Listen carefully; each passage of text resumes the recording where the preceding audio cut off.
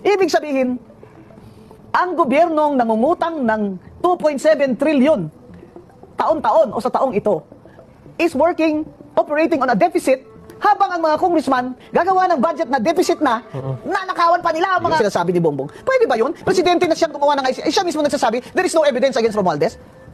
Alam mo, hindi ko talaga matudok kung hanggang ano kalalim itong si Martin Romualdez at si Bongbong Marcos. Yung conspiracy nila ay napakalalim, hindi lamang sa dugo nila. Ano ba, BBM? Bakit ba ayaw mo talagang paimbestiga yung pinsan mo? May partida ka ba? May partida ka ba, BBM? Market just crashed. Ilang taon na ako, mula abogado ko, bumibili ng stocks, ipon. Ngayon na ako nakakita at nakaramdam ng lugi na ganito.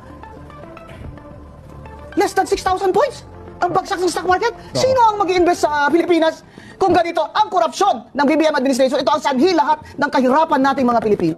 25 years po ako na nagsilbi sa gobyerno. Kasama na po dyan, yung naging professor ako sa UP College of Law. Ibig sabihin, sa tagal ko po sa gobyerno, ay marami na po ako nakitang magagandang gawain at masasamang gawain. Pero dito po, sa administration ni Bongbong Marcos, ito na yung the worst, ang sinasabi ko. Kaya binabatikos ko po ang administration niya dahil hindi ko na po kaya na kimkimin ko na lang ang aking dinadamdam sa kalagayan ng mga Pilipino at ang sitwasyon ng ating government at ang ating bansa ay tila nasa kumunoy na. Kaya hindi po ito politika. Kasi kung titingnan po ninyo, sa government service ko po, never po ako na nag-criticize ng ganito sa isang presidente. Ngayon lang, and with good reason. After analysis at objectivity. Nabanggit niyo yan yung puntahan muna natin yung analysis. Kasi ang nakikita lang ng tao ay nakapost na maikling mga salita, di ba? Yes. Ano po yung sinasabi yung analysis behind? Paano niyo nasabi na... Anong triggering factor? Ano nakita niyo? Tingnan po ninyo yung economy natin, which is the reason why. One of the reasons why ang mga tao ay nagpoprotesta na ng tuloy-tuloy. Iba-ibang grupo na nagpoprotesta, lalo na nitong nakaraang buwan at itong November. Dahil kung titingnan po ninyo, minana po ni Duterte, President Duterte kay GMA, ay maganda po ang ekonomiya. Binana po niya kay Pinoy, di po ba? Yes po. Ayun. Ako'y na-appoint ng mga Aquino, pero karangalan ko po yun. At maganda naman po ang pamahala ni Noynoy Aquino. Siya po na-appoint sa akin sa COA, siya po na-appoint sa akin sa COMELEC. Si President Cory Aquino po nag-appoint sa akin as OIC Mayor ng Cadiz. Saan ako nanalo ng eleksyon at 6 taon ako nagsilbi sa Cadiz City. And when I left Cadiz City, it was a first-class city. From a bankrupt third-class city in 1986. Kung titingnan po natin mula kay si GMA, was in power dahil sa EDSA 2. Hindi po ba? Tinanggal ng mga tao si ERAP. Ang Catholic Church, si Cardinal si Marcos, tinanggal ng natin, pinatalsik sa People Power na nanawagan si Cardinal Sin. Ngayon si ERAP naman, di ba? Dahil po naman sa kanyang pangungurakot, ay nag-lead na naman si Cardinal Sin at mga NGOs. Hindi po ba? Tapos si GMA. Si GMA po, nung una, ayaw nila kasi ayaw nilang siya magpresidente, pero nangako siya na hindi siya tatakbo. Pero tumakbo siya. Pero ano ang resulta? Maganda ang resulta. Kasi si GMA po, Gloria Macapagal Arroyo, has a PhD doctorate degree in economics from the University of the Philippines. Alam nyo, kahit anong sabihin nyo, ang taong may sadyang talino at kaalaman sa ekonomiya, ay talagang bihira po siya nagpipilyo. So, after that, Pinoy inherited, di ba, a good economy. Okay? The result was good. He was also a good president. Wala kang makitang usap corruption. And then, Duterte became president in a very difficult time dahil nag-COVID pa. Yes. Okay? So, umakyat yung debt ng Pilipinas because kailangan magutang para sa mga ganito, sa pandemic, sa ganyan.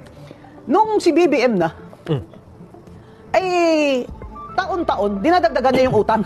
Etong taon na ito, ang dagdag sa utang ay 2.7 trillion. Okay? Trillion po. Ay nako, hindi po niyo mabilang yan, ang trillion. And sinabi ni Secretary Recto, 2.6 trillion na yan, sa 2.7 na utangin natin sa taong ito, sa ibang bansa at ibang sa labas ng mga world financial institutions, ay para lamang sa gastusin para mapaandar ang gobyerno o administrasyon ni BBM. So ang ibig sabihin, mangungutang tayo taon-taon ng bilyon-bilyong piso para mandar lang itong administrasyon ni Bongbong Marcos na ninanakawan lang tayo. Nagbabayad tayo ng taxes, deficit lagi ang national budget, kinukurakot pa ng mga walang iyang congressman at ang kanilang dating speaker. Ayun, ibig kong sabihin, may mga kapalpakan. Kapalpakan. Hindi naman, si Digong. We were mayor together, no? So, we have met personally before pa. Meron din naman siyang kapalpakan sa ekonomiya. Ekonomiya pinag-usapan natin, ha? Pero hindi ganito na ang mismong congressman natin na gumawa ng ang national budget, ang mismong looted the budget, mismong nagnakaw sa budget natin ay gumagawa ng budget. Ibig sabihin, sa bahay mo, yung inatasan mo magluto ng ulam at kanin mo, kinain lahat. ay siyang nagnanakaw, kinakain yung dapat pambili mo na Ricardo. dapat ipamigay mo sa pamilya mo. So, ang lahat ng tao, nagbabayad ng buwis. Kahit tricycle driver, nagbabayad ng isedula. Kahit tricycle driver o labandera, nagbabayad ng VAT. Bibili ka ng gamot, may VAT kung hindi ka senior. O PWD. Bibili ka ng pagkain, bigas, may VAT kung hindi ka senior. Ibig sabihin, ang mahihirap, lalong humihirap dahil malala na sa VAT, 12% the highest in Asia. At the same time, grabe yung pangurakot ng mga congressman. Ibig sabihin, ang gobyernong nangungutang ng 2.7 trillion taon-taon o sa taong ito is operating on a deficit, habang ang mga congressman gagawa ng budget na deficit na, nanakawan pa nila ang mga... Ayan problema. Sinabi ni BBM kanina, mga walang hiya daw sila. Ikaw ang dapat mahiya, BBM. Under your administration, ganito na inabot natin. Yung sabi ni Frank Drilon, why have we come to this? Kasi si Frank Drilon, noon pa yan, 1986, nasa politika na yan. Di ba? Matuwid na tao yan. Kilala ko yan personal. How did we come to this? Kasi dati, bago kay BBM, ang mga congressman ng ganyan, nagnanakaw din yan sila, may SOP din yan sila, pero may konting takot sila at hiya. Pero dito sa administration ni BBM, dahil pinsan niya ang speaker, sila na lahat naglagay ng mga tao dyan sa DPWH, sa customs, di ba? Sa Malacanang, lahat yan ay kayang-kaya nilang magnakaw ng ganito katindi. Kaya wala silang konsensya para sa taong bayan at sa Pilipinas. Ang tingin naman sa atin ngayon ng ibang bansa, hindi lang naman tayo mahirap, pero pinakakurap na bansa Nakakalungkot sa buong Asia o hindi man sa buong mundo. Ekonomiya, pinag-uusapan natin. Pasensya na kayo. Talagang kailangan lumabas na ito sa dibdib ko. Dahil kung hindi, ay baka naman po ako'y magkakasakit. Ganun pa. Dito nyo binulula sa aking programa. Isa po sa lagi ko nakikita at napapansin ko rin, Nelson. Ang malimit yung po binabati ko sa Atty. Gwenson, yung mga opisyal na inilalagay pa po yung kanilang mukha sa mga relief goods. May nakita akong kape. Ano ba? Si Frasco. Pero alam niyo po, hindi pa rin ito nawawala hanggang sa ngayon. Bakit po ba sa tingin niyo hanggang ngayon ay hindi pa rin po nawawala yung tinatawag na EPAL? Ano ha, Atty.? Kasi po yung patronage yan ang problema. Talagang yung patronage sa sistema at kultura, ayon mga politiko na umangat ang buhay ng tao, na kukunti na mahirap. Ngayon, 50% ng Pilipino ay gutom, ayon sa Pulse Asia survey. Tama, that's almost 60 million nagugutom.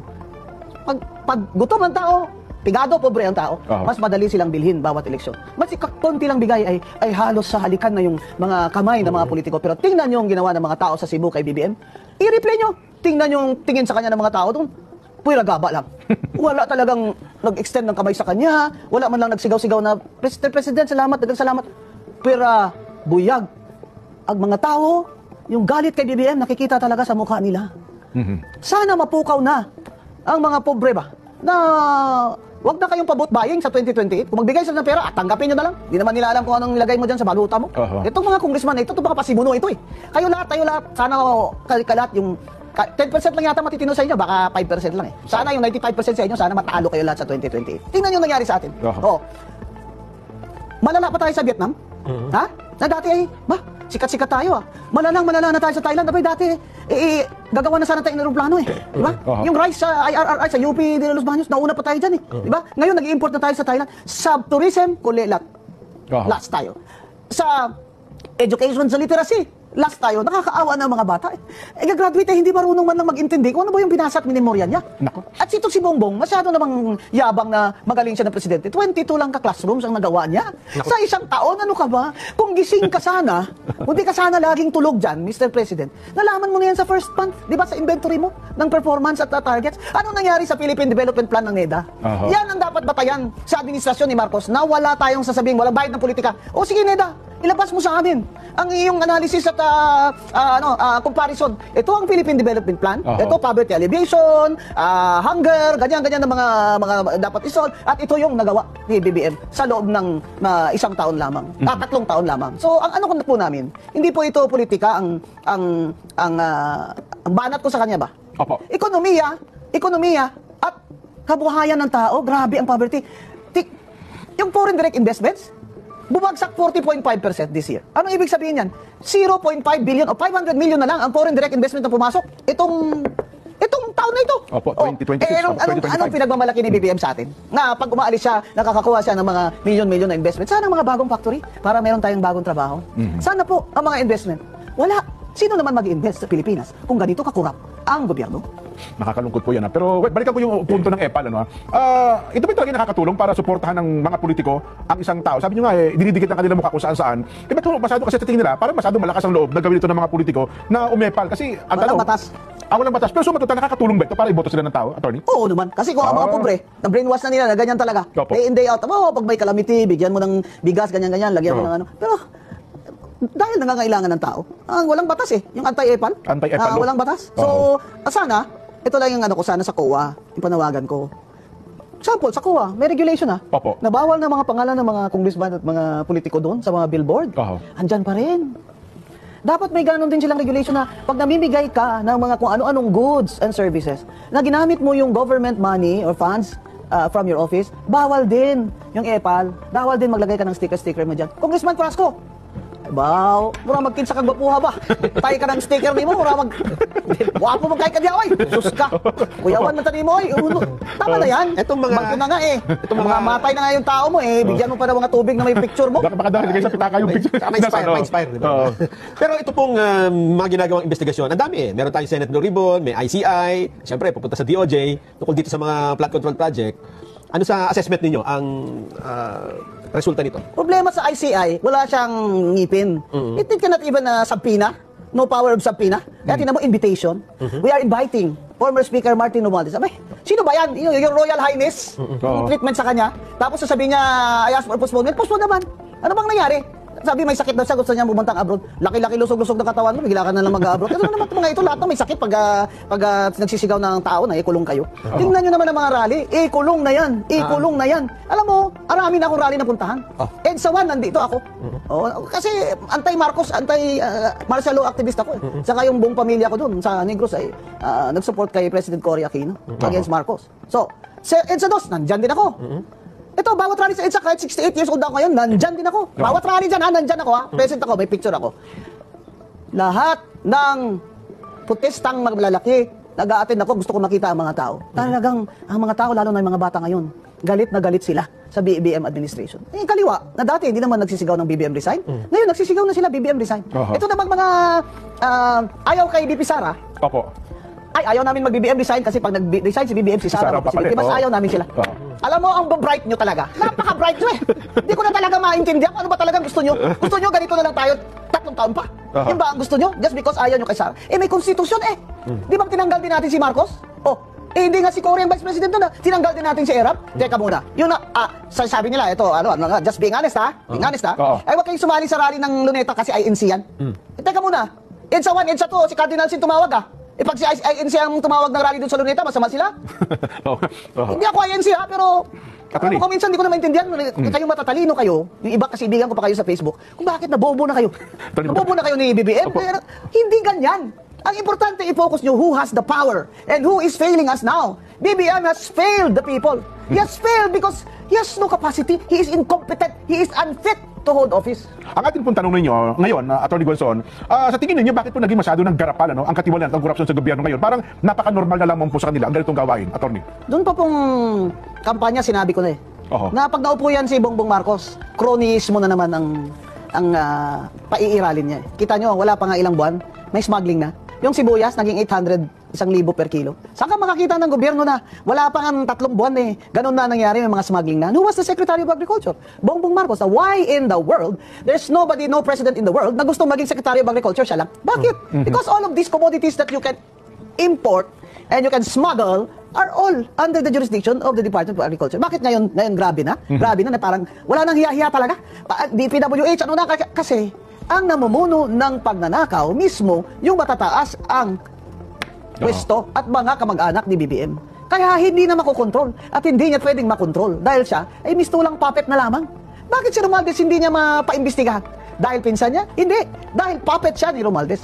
Maraming alam si Romualdez ng mga sikreto niya. O kaya, ikaw ba, BBM, ay may partida din? Kaya hindi talaga pwedeng kasuhan si Romualdez. Sasabihin mo, walang ebidensya. Walang ebidensya kasi hindi mo naman siya pinapa-investigate Hindi pa investigate mo siya sa ICI para malaman natin kung may ebidensya o wala. Diba? Bakit ganito nakasagsagan?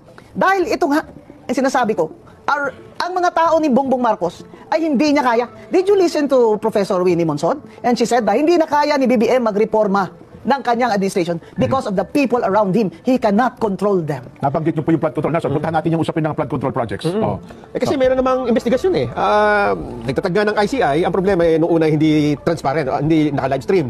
Hiningi ng mga kababayan natin ni i-livestream, nagpasa sila, i-livestream. Binibigay naman, attorney, kung ano ang gusto ng publiko eh. Ang gusto ng publiko, imbestigahan nyo si Romualdez. Hanggang ngayon, ayaw nyo imbestigahan dahil sinasabi ni Bongbong. Pwede ba yun? Presidente na siyang gumawa ng ICI. Siya mismo nagsasabi, there is no evidence against Romualdez. Alam mo, hindi ko talaga matuldok kung hanggang ano kalalim itong si Martin Romualdez at si Bongbong Marcos. Yung conspiracy nila ay napakalalim, hindi lamang sa dugo nila. Ano ba, BBM? Bakit ba ayaw mo talagang paimbestigahan yung pinsan mo? May partida ka ba?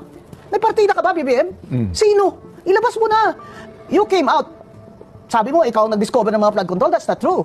You only acted because the US State Department issued a report and told you that this cannot go on. This cannot go on. And then the World Bank also issued a comment. And I predicted it months ago na ang Bureau of Customs is also very corrupt. Ayaw mo naman galawin o lumabas na naman sa US State Department report that the Bureau of Customs is also very, very corrupt. Sino ang patron o padrona ng Bureau of Customs? Marami nagsasabi. Si First Lady daw. Oh, that's the first time I'm saying it because I have to say it. Hindi po ako pwede magtago. At kung ito po ay mali na information, I am requesting BBM and the First Lady to cut this snake's head now para masatisfy ang tao na hindi sila kasabwat sa mga massive na korupsyon na ito. Kasi po, buhay na ng Pilipino nakataya dito, hindi po politika.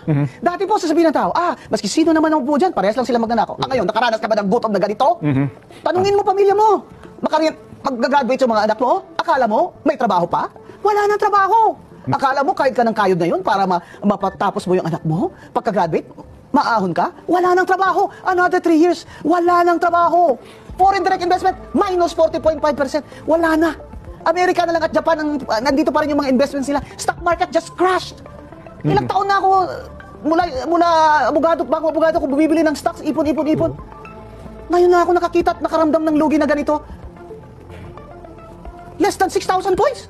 Ang bagsak ng stock market. Sino ang mag-i-invest sa Pilipinas kung ganito ang korupsyon ng BBM administration? Ito ang sanhi lahat ng kahirapan nating mga Pilipino.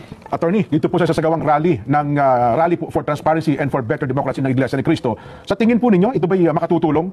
Talagang makakatulong po. Kasi yung sinasabi ko nga, wag na po tayong titingin lang tayo at sasabihin lang natin na pare-pareho lang yan sila lahat. Hindi po, matindi po itong dinadanas nating kahirapan ngayon ninyo. Kasi sabihin nyo na naman na okay lang ako magsalita kasi I don't go hungry. I feel this way for you because I see it, di ba? Kami nga itong hindi nagugutom, araw-araw may kinakain kami, nararamdaman namin yung gastos sa grocery, ang mahal ng mga bilihin, ang mahal ng gasolina, kaya naman, kayo pa kaya? Kaya ginikayat ko tayo na mag-livestream man lang kayo na protesta. Kung ayaw nyong makaalis, wala kayong pamasahe. Saan kayo malapit? Pumunta kayo doon sa Luneta. Malapit, punta kayo doon, 16, 17, 18. Sa EDSA kung malapit kayo doon. O kung kaliwa kayo, sige, doon kayo sa kaliwa, sa Mindiola kayo. Bahala na kayo kung kakamping kayo, kahit anong kulay nyo. O wala kayong kulay. Tumayo na kayo para sa bayan nyo dahil wala ng panahon. Wala ng panahon. Kailangan alam ng buong mundo at ni BBM at ng First Lady na ayaw na natin ng ganitong sitwasyon at kahirapan ng ating bansa dahil sa korupsyon. Kailangan po talaga iparinig natin sila sa kanila. Kasi parang si BBM hindi nga nafe-feel eh. Pansin nyo, parang kakaway-kaway po siya sa Cebu ba? Parang, ano ba ini-expect mo? Mamahalin ka ng tao, yayakapin ka, ay BBM, we love you. Tingnan mo nangyari sa'yo sa Cebu. Parang tingin ng tao sa'yo, nakakadiri ka. Punta-punta ka pa dito. Baha na kami, nangamatay na kami dito. Padalan mo lang kami dito ng 5,000 pang tayo ang bahay namin. Alam mo, kami mga Bisaya ba? Opo. We are sick and tired of being treated like we are poor. We are second class, third class citizens of this country. Dinagdagan mo pa. BBM, talaga, kung babawi ako sa sunod na eleksyon, mga Bisaya dyan, kakampanyahan ko talaga against your candidate. Attorney, kahit na kayo ay hindi kaanib sa Iglesia ni Cristo, ano po masasabi niyo sa pinapakitang pagkakaisa ng Iglesia ni Cristo sa lahat po ng pagkakataon? Yun po nagsasabi na politika lang ito, ay hindi po kayo nag-aaral ng Biblia. Ako po, kahit di ako iglesia, sa Biblia po ako lumaki, tatay ko protestante. At napakatalino, summa cum laude. First, summa cum laude of Silliman University, war hero. Nag-aaral kami ng Biblia. Bible 1, 2, 3, 4, high school pa lang ako sa bahay, Biblia. Nagpipray ako before meetings. Akala nyo, ganito katabang, di ako nagpipray po ako bago ako kumain. Opo. Abay, ang iglesia, itong rally na ito, ay may basis po ito sa Biblia. Binasa ko po eh. Kasi sabi ko, nung doon ako sasali kayo sa Luneta, ano kaya ang nito, ang Christian teaching na basis ng iglesia? Habakuk.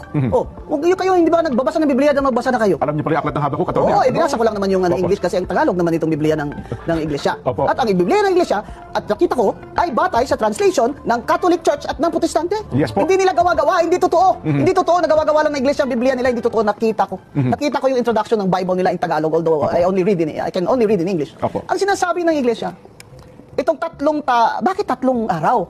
Di ba? Opo. Yung Catholic bishops ang tawag sa EDSA, isang araw lang naman. Oho. Di ba? Ang tumindi lang ng ilang araw nung sa EDSA kami, di ba? Oo. Ito, 3 araw sa Luneta. Yun pong sa EDSA, hindi po sa iglesia yun na led na rally. Pero may mga iglesia din po na dadalo doon at open po yun to all, itong dalawa, Luneta at iglesia. Bakit po 3 araw? Kasi po sa isang araw lang, hindi sila natitinag. Ang kakapal. Kaya po 3 araw para talagang makita sa world news na, uy, 3 araw, tigkakalahating milyon, kaya. Mga tao galit na talaga.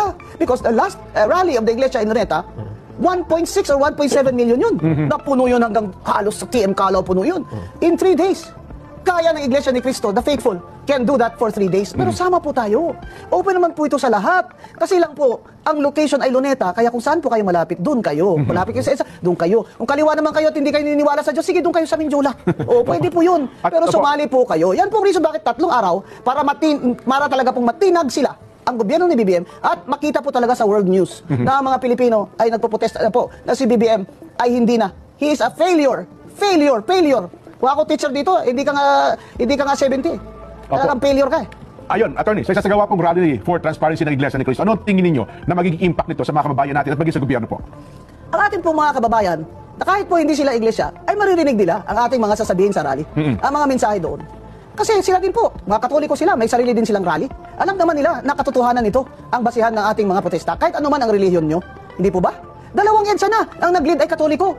Ito, last month ba yung rally na pinuntahan ko sa EDSA na Catholic bishops din ang nagtawag noon? Pumunta rin ako doon. O ngayon, ano ang sabi nila kakaiba? Bakit po? Hindi po ba nakalagay dyan na ang kabutihan ng gobyerno? I'm just paraphrasing in Tagalog. Ang kabutihan ng gobyerno ay kabutihan ng tao. Ay, yung kasamaan ng gobyerno, ikakasama din ng tao. O, ilonggohon ko pa ni. Attorney, ang inyong pong mensahe sa ating mga kababayan at salamat po sa pagbisita niyo sa aming palatuntunan. Sige Mga po. kababayan, sa pagmamahal po natin sa bayan natin, kailangan po ipakita natin ngayon. Kahit na po nasa bahay lang kayo, ay mag-livestream kayo. Ay mag-post kayo sa Facebook nyo ng inyong mga hinanakit at iniisip. Ano na po ang patutunguhan ng bayan natin? Ano na po ang future ng ating mga anak? Noon po ng ibang bansa ako, dahil nagbakasyon ako at nag-check ako ng mga mga OFW na kanilang mga feelings and thinking, tinanong po ako, attorney, may pag-asa pa ba? Kasi po mga anak ko doon nag-aaral pa. Alam mo ba, pinakamasakit sa akin na magsabi na kung pwede naman po ninyong lahat kapamilya nyo, ilabas nyo na lang sa bansa kung may makita kayong trabaho, gawin nyo na. Napakasakit sa akin na lumabas sa bibig ko yun. Na halos sabihin ko sa kanila na huwag na silang bumalik dito dahil wala naman silang babalikan na trabaho.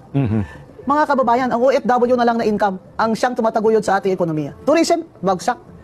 Foreign investments, deficit. Budget, deficit. Tourism, gross domestic product. OFW earnings, yan ang 3 tumataguyod sa ating ekonomiya. OFW income na lang po ang natitira. Kaya, respetuhin po natin sila at alagaan po natin sila. Pasalamatan po natin sila sa kanilang economic na support sa ating bansa. At higit sa lahat, pakita nyo ang pagmamahal nyo sa bayan ninyo sa protestang ito laban sa administration ni BBM.